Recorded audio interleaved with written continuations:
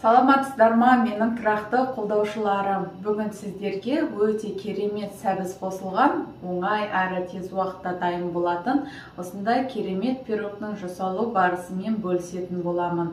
Ең алдымен менің каналыма қолдау білдіріп, тіркеліп кетсеңіздер, ұнаса лайк басып, комментария қалдырсаңыздар, және де қоңыраушаны баса кетуді ұмытпаңыздар.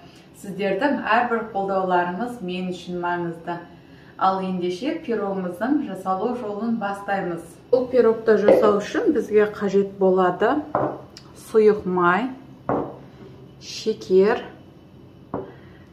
грецкий орех, айран және де 4 жұмыртқа ұн қажет болады. Ең алдымен айранымызға жарты шай қасық сода салып, жақсылап араластырып, көтерілгенше қойып қоятын боламыз.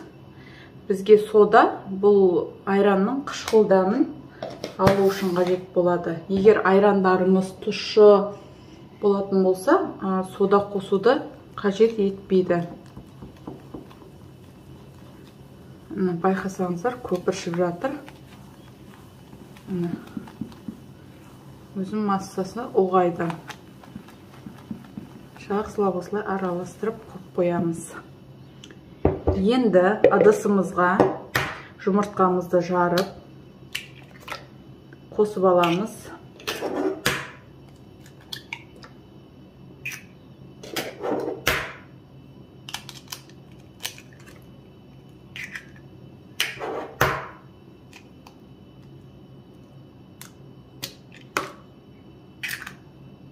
Мен сіздерге бұл пирогтың ең басты несін көрсетуді ұмытып кетіппін. Яғни бізге 2 сәбіз қажет болады. Тура осы 2 сәбізді осы пирогымызға қосамыз. Бұны қазір теркадан өткізіп аламын. Ең алдымен жұмыртқамызды дайындап аламыз. Үстіне шекерді қосамын. Жақсылап аппақ болғанша араластырамын. Біздің жұмыртқамыз дайын болды. Енді бұны бір шөпке алып қоя тұрамын. Енді сәбізді терканың майда көзінен өткіземіз. Теркадан өткізіп алдым. Осылай майда көзіне өткізсеңіздер жақсы болады. Енді массамыздың үстіне 2 есе ұлғайған айранымызды саламын.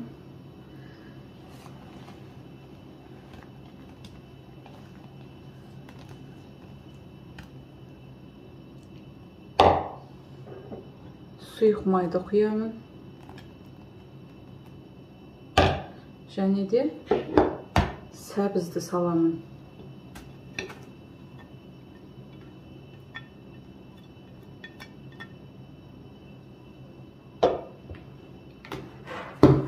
Жақсылап бір араластырып шығамын.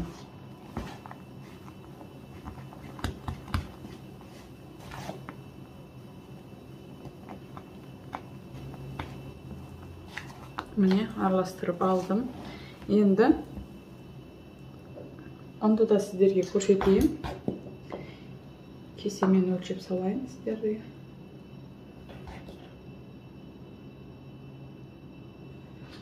Бір кесе ұнымызды аз-аздан бөліп отырып араластырамыз. Уже миксерді қажет етпейді. Астынан үстіне қарай осылай араластырасыздар.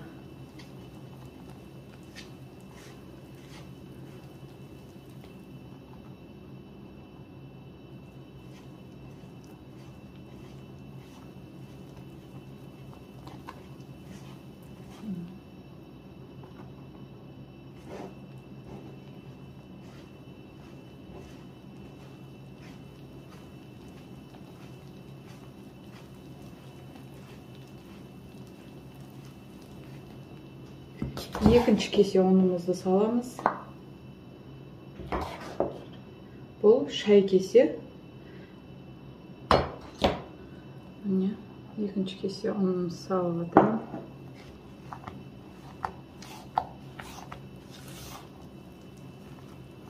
Толық салып жібермейміз, өйткені біздің массамыздың несін білмей қаламыз. Сұйық не қоюлығын білмей қаламыз. Сол үшін аз-аздан бөліп саламыз. Егер артылып қалса, қоспай қоямыз.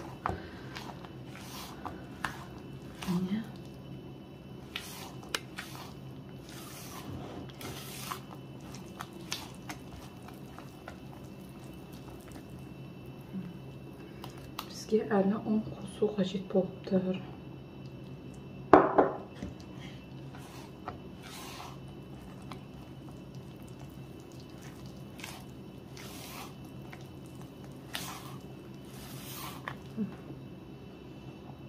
Екі кесе ұн кетті.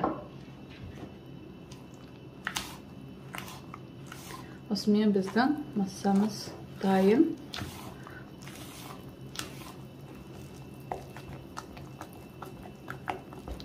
Мінекей дайын болды.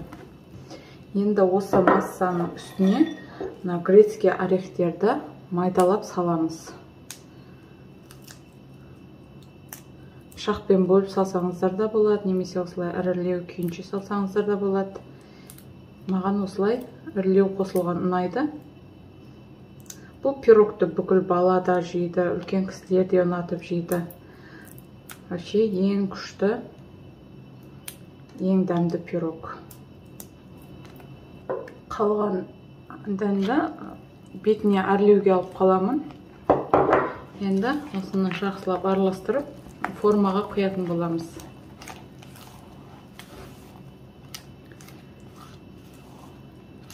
Мінекей біздің массамыз дайын.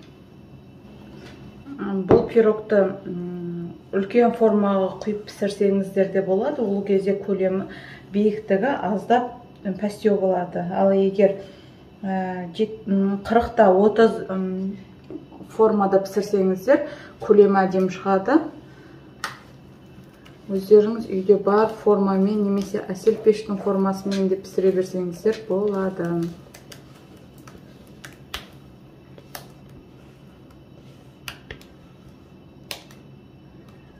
Мінекей құйып алдым.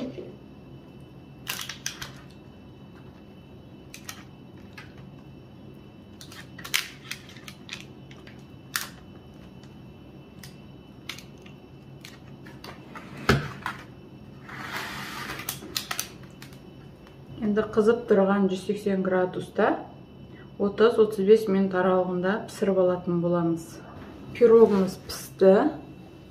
Және де шоколад ертіп алдым. Шоколадтың үстіне жаңағы алып қалған азғантай грецкий орехті майдалап турап қосып жібердім.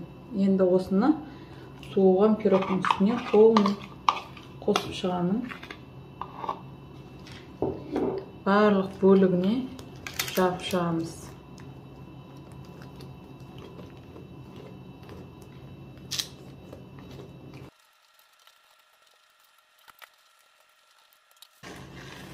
Және де менде осындай торттардың бетін безендіруге арналған әртүрлі кукуруздан жасалған присыпкалар бар. Соларды қолданып жатырмын.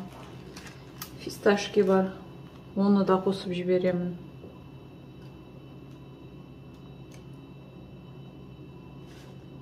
Фисташкидің тағы бар.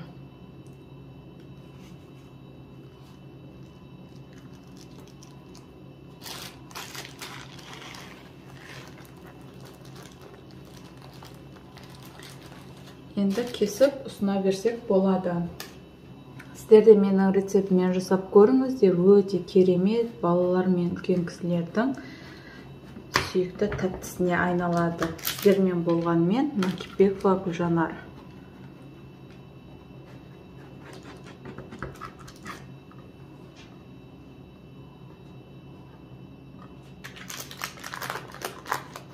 Жегенге ыңғайлы болсын деп мен осылай әдейі кішкентай формада пісіремін. Міне өте керемет дәмі дейтін